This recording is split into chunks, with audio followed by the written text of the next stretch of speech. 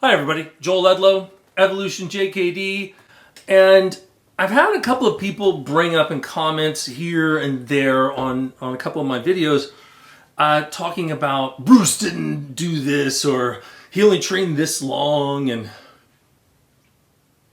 kind of this whole gist of there's no way a person, me or you or anyone, could become phenomenal at something in just a few short years. And I'm going to call it bullshit, because we see it all the time. And I think the problem is that a lot of these martial artists out there aren't actually martial artists. And I'm going to sort of break that down into three categories. Okay, first category, and this applies to everything, all right? Not just martial arts. And I think that's a really big indicator of how we can judge athleticism and your capacity to do something. It's not just martial arts. It's anything, actually. I was going to say any athletic endeavor, but or athletic movement, but I would go beyond that. It's anything. And here's kind of the thing.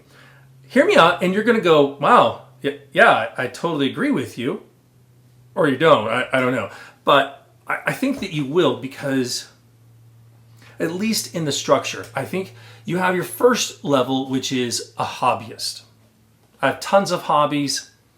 They're things that I enjoy, and I put a little bit of time and energy into them, but not really a whole lot.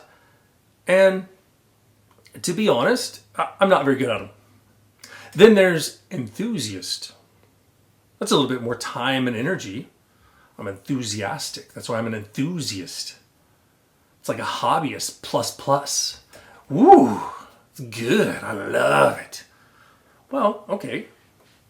I'm putting in maybe 2-3 times the effort. And I'll go through some math with you in a little bit.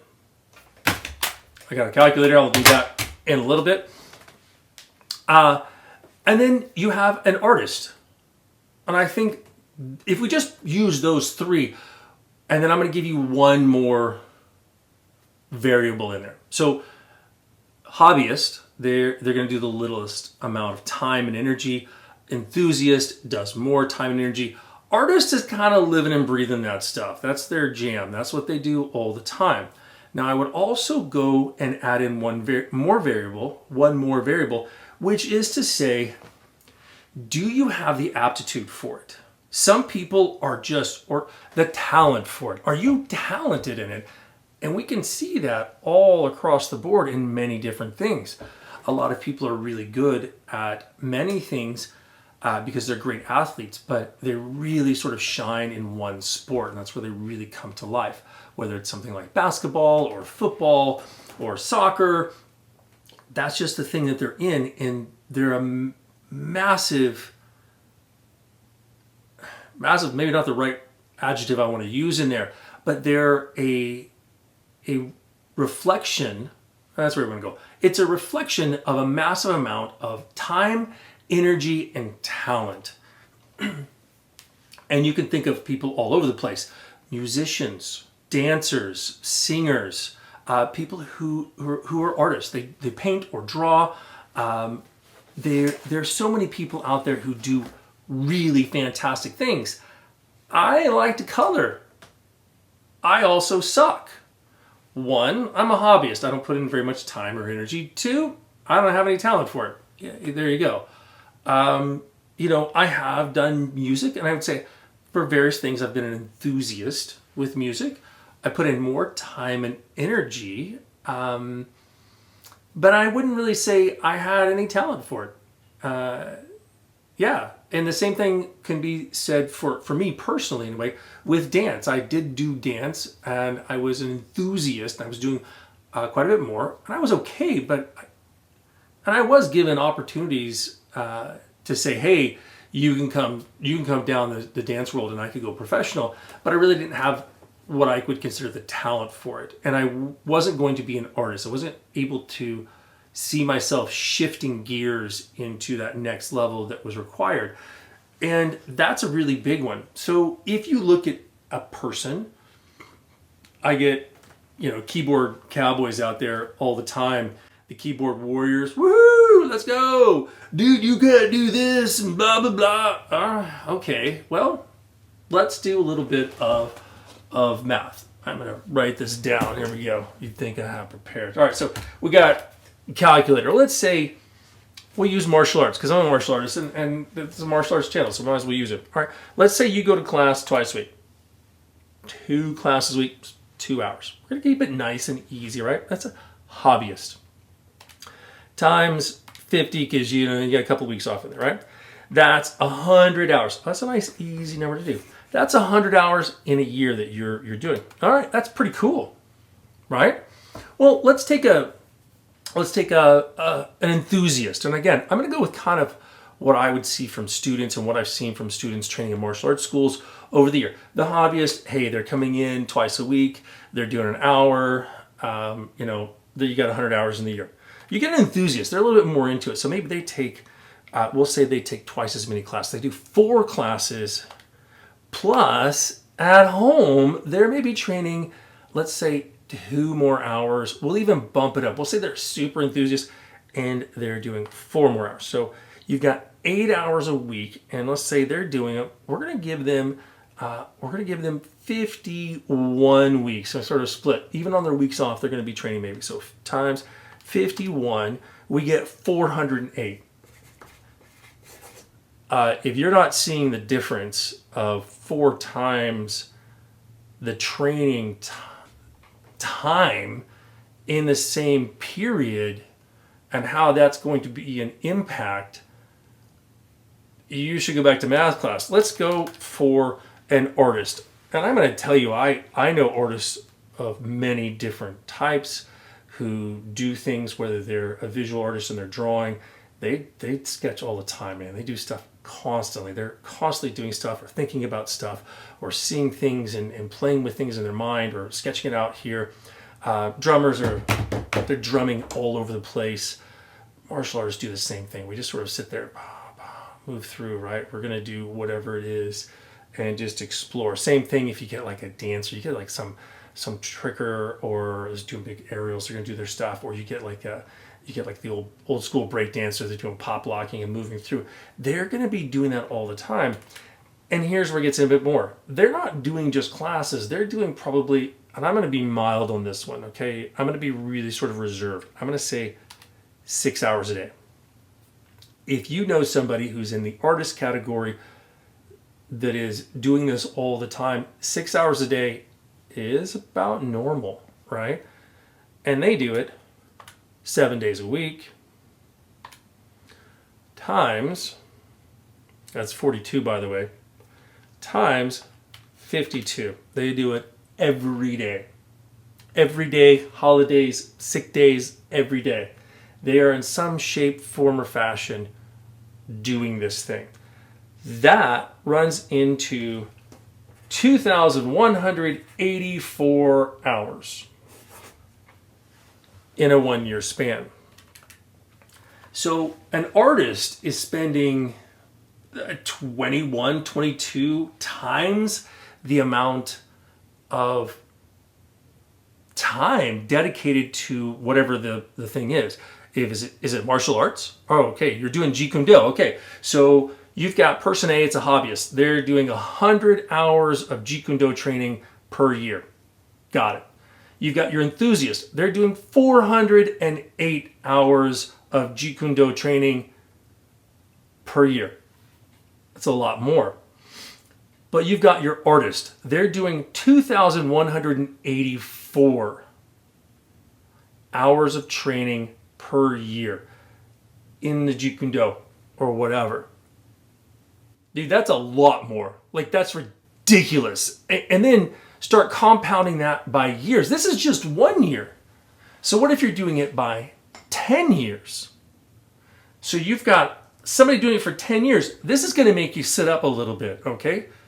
So the hobbyist, 10 years is 1,000 hours of training over a 10-year span, a full decade, and they haven't even trained half of what an artist has in a 1-year period. Now, you remember that other variable I was talking about? Talent. If someone is just phenomenal and they've got everything there, they're training and they have it, it almost doubles it just because they pick it up. They have a knack for it. You know what? I'm going to back up a little bit. We'll just say it gives them a 50% increase. All right. I'm being pretty reserved in this one. I actually personally think it doubles it again. I think if you're an artist, if I am dedicating this time, but I just don't have the talent for it, and you're dedicating the same amount of time, and you do have a talent for it, you're just going to be twice as good as me probably. But we'll back it up, and I'll say 1.5. So 50% increase.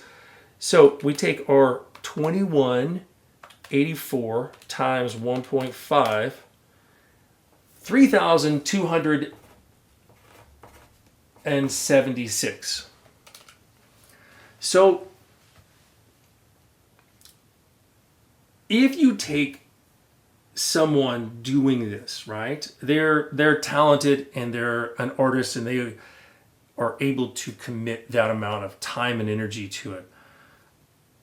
You know, they're not starving and fighting for their lives every day, but they're in an environment that allows them to actually be an artist and actually dedicate the time and energy to it. Then they have talent for that thing. You're looking at, and we're just using it for basic numbers, okay? So 3,276 compared to 100. If you take the hobbyist and you go by the decade, that's 1,000. They're not even remotely close. So here's where it gets really, really big, gang. So if you take 3,276 times, let's go 4 years, right? Some people have said Bruce only trained Wing Chun for 4 years. Some people say, you know, that's your, you know, kind of standard for university degree or high school degree, right? University, right? Going to get a degree, right? A lot of black belts take about 4 years. If you're doing that 4 years, that's like 13,104 divided by 100 for your hobbies. That's going to take you 131 years to reach what someone who is an artist with a dedicated time and energy and a talent for that particular thing. You cannot compare those people. They don't compare. So when you are a hobbyist or even an enthusiast, you have to realize that sometimes it's not apples to apples. It's apples to like steak dinners, okay? Or it's grass to bread. You're not kind of getting the same thing in here. If you were to take someone who is, and even here, right? Let's do this one. Let's take the talent versus no talent, right?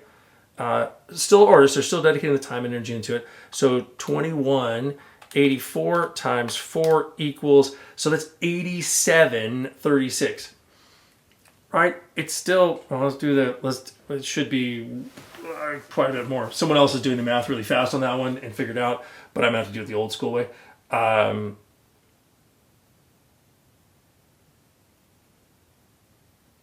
Nope, I want to do it the other way, I think.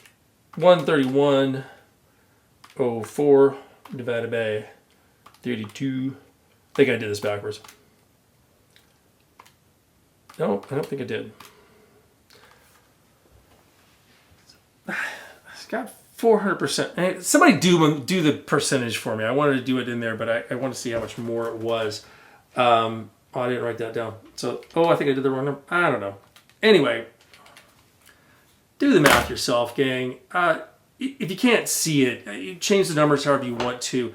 It's pretty obvious. If you make the hobbyist go in, they're doing 5 days a week, and the enthusiast is doing, they're doing 5 hours a week, and then you're doing 10 hours a week or 20 hours a week. You're still gonna have the artist who's doing way more. They're gonna be doing like 5-6 hours a day. That's being kind of mild. Like if you really get into somebody, their brain starts thinking about 8, 10 hours a day.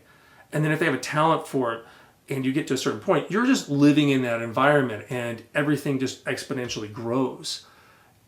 You're not on the same level as a hobbyist. So if I'm trying to play piano or guitar or the trombone, those are the 3 instruments I've tried to play in my life. And your concert level in any of those, I'm nowhere close to you. I never have been. And you probably passed me up in the first 2 weeks of picking up that instrument just because it's not equal.